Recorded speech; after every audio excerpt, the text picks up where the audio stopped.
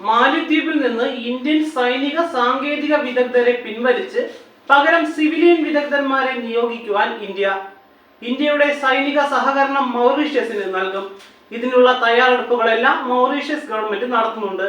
അതോടൊപ്പം ലക്ഷദ്വീപിലെ മിനിക്കോയ് ദ്വീപിൽ ഇപ്പോഴുള്ള ചെറു വിമാനത്താവളം വിപുലീകരിച്ച് സൈനികാവശ്യത്തിന് ഉതകുന്ന തരത്തിൽ അടുത്തയാഴ്ച തന്നെ ഉദ്ഘാടനം ചെയ്യും. ഇങ്ങനെ ഒരേ സമയത്ത് 3 നീക്കങ്ങൾ നടത്തി ഇന്ത്യൻ മഹാസമുദ്രത്തിൽ ശക്തമായ സാന്നിധ്യമാകാൻ ഒരുങ്ങുകയാണ് ഇന്ത്യൻ നാവികസേന. 2 മാസം മുമ്പ് മാലിദ്വീപിൽ ഇന്ത്യ ഗോ ബാക്ക് മുദ്രാവാക്യത്തിലൂടെ ഇന്ത്യ വിരുദ്ധ വികാരമുയർത്തി അധികാരത്തിലേറിയ മുഹമ്മദ് മൊയ്സു ഇന്ത്യൻ സൈന്യത്തിന്റെ സാന്നിധ്യം പിൻവലിക്കണമെന്ന് ആവശ്യപ്പെട്ടിരുന്നു. ഇത് പ്രകാരം ദുരന്ത നിവാരണ പ്രവർത്തനങ്ങൾക്കുമായി ഇന്ത്യ നിർമ്മിച്ചു നൽകിയ റഡാർ സംവിധാനങ്ങളും പെട്രോൾ ബോട്ടും പര്യവേഷണ ഹെലികോപ്റ്ററും പ്രവർത്തിപ്പിക്കുന്ന ഇന്ത്യൻ സൈന്യത്തിലെ സാങ്കേതിക വിദഗ്ധരെ പിൻവലിക്കാനാണ് മൊയ്സു ആവശ്യപ്പെട്ടിരിക്കുന്നത്. മാലിദ്വീപിന്റെ നീക്കത്തിന് പിന്നിൽ ചൈന തന്നെയാണെന്ന് വ്യക്തമാണ്. ചൈനീസ് അന്തർവാഹിനിക്ക് നങ്കൂരമിടുവാൻ മാലിദ്വീപ് അനുമതി നൽകിയതും ഇന്ത്യയുടെ സംശയങ്ങൾ ശരിവെക്കുന്നതായിരുന്നു. ഇതേ തുടർന്നാണ് ഇന്ത്യൻ മഹാസമുദ്രത്തിൽ തങ്ങളുടെ സ്ഥാനം ഉറപ്പാക്കുവാൻ കൃത്യമായ മുന്നൊരുക്കങ്ങളോടെ ഇന്ത്യ ഒരേ സമയം 3 നീക്കങ്ങൾ നടത്തുന്നത്.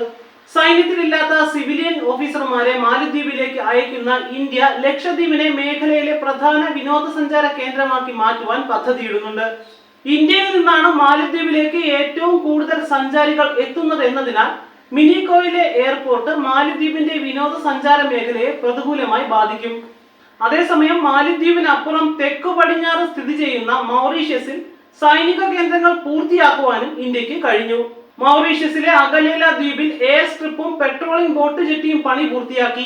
മൗറീഷ്യസ് പ്രധാനമന്ത്രി പ്രവിന്ദ് ജഗ്നാഥ് നരേന്ദ്രമോദിയോടൊപ്പം വ്യാഴാഴ്ച പദ്ധതി ഉദ്ഘാടനം ചെയ്തിട്ടുണ്ട്.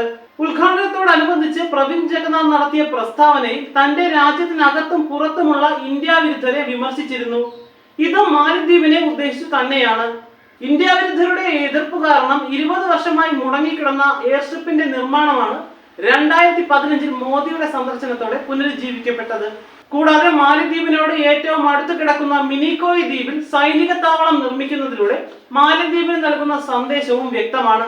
ഒരു നാവിക ഹെലികോപ്റ്റർ താവളമായി ആരംഭിച്ച് പടിപടിയായി ആൻഡമാനിലെ സൈനിക കേന്ദ്രം പോലെ ഒരു കാവൽ താവളം നിർമ്മിക്കുവാനാണ് ഇന്ത്യയുടെ പദ്ധതി.